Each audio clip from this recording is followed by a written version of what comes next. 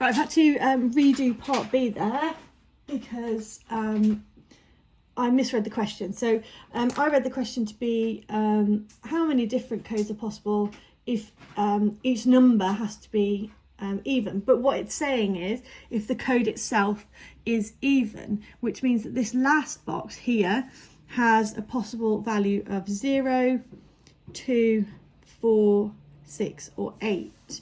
Okay, so we've still got 10 possible outcomes here, 10 possible outcomes here, 10 possible outcomes here, but this one then changes to 1, 2, 3, 4, 5 possible outcomes. Okay, so for the whole code to be even, this must be an even number at the end, or 0. Okay, so we end up with 10 times by 10 times by 10 times by 5, because our last entry of our code here has changed to having to be one of these numbers here to make it an even number.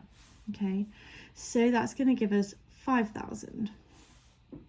Okay, that is a really small difference in how we might read the question. Like I said, I've had to scribble this out because I read it wrong to start with. Okay, and finally, how many different codes are possible if each code is divisible by 5?